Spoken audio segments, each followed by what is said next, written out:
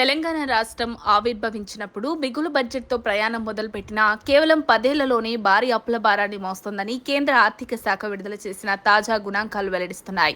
లోక్సభలో సమర్పించిన సమాచారం ప్రకారం 2024 మార్చి 31 నాటికి రాష్ట్ర అప్పులు 3,50,520.39 కోట్లకు చేరుకున్నాయి. ఈ పరిస్థితి రాష్ట్ర ఆర్థిక భవిష్యత్తుపై ఆందోళనలు రేకెత్తిస్తోంది.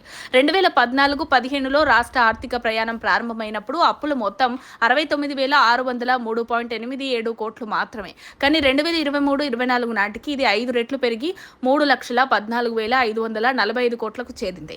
ఈ కాలంలో బీఆర్ఎస్ ప్రభుత్వం అభివృద్ధి, సంక్షేమ పథకాల పేరిట పెద్ద ఎత్తున రుణాలు తీసుకోవడం, వాటి వినియోగంపై పారదర్శకత లోపం వంటి అంశాలపై ప్రతిపక్షాలు ప్రశ్నలు లేవనెత్తుతున్నాయి.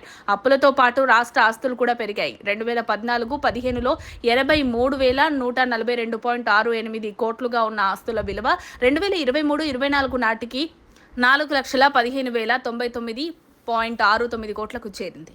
రోడ్లు, సాగునీటి ప్రాజెక్టులు, మౌలిక సదుపాయాల అభివృద్ధికి వంటివి ఈ పెరుగుదలకు కారణమని భావిస్తున్నారు. అయితే అప్పుల పెరుగుదలతో పోలిస్తే ఆస్తుల పెరుగుదల శాతం తక్కువగా ఉండటంతో ఆర్థిక స్థిరత్వంపై సందేహాలు ఉత్పన్నమవుతున్నాయి. భవిష్యత్తులో ఈ అప్పులను చెల్లించడం, వాటిపై వడ్డీలు చెల్లించడం రాష్ట్ర బడ్జెట్పై మరింత ఒత్తిడి తెచ్చే అవకాశం ఉంది. నిపుణుల సూచనల ప్రకారం ప్రభుత్వం కఠిన ఆర్థిక నియంత్రణలు పాటించడం, ఆదాయ వనరులను విస్తరించడం, అనవసర ఖర్చులను తగ్గించడం అత్యవసరం. ముఖ్యంగా రుణాలను, దీర్ఘకాలిక ప్రయోజనాలను అందించే ఉత్పాదక రంగాలలో పెట్టుబడి పెట్టడం ద్వారా రాష్ట్ర ఆర్థిక వ్యవస్థను గాడిలో పెట్టవచ్చని వారంటున్నారు. మొత్తానికి కేంద్రం వెల్లడించిన ఈ గణాంకాలు తెలంగాణ ఆర్థిక పరిస్థితిపై కొత్త రాజకీయ ప్రజాస్వామ్య చర్చలకు దారితీశాయి. రాబోయే రోజుల్లో అప్పుల నిర్వహణలో ప్రభుత్వం ఏ విధానాలను అవలంబిస్తుందో రాష్ట్ర ఆర్థిక ఆరోగ్యానికి కీలకం కానుంది. మరిన్ని అప్డేట్స్ కోసం మా కాయ్ టీవీని సబ్స్క్రైబ్ చేసుకోండి. మా వీడియో కనుక మీకు నచ్చినట్లయితే లైక్ చేయండి, షేర్ చేయండి.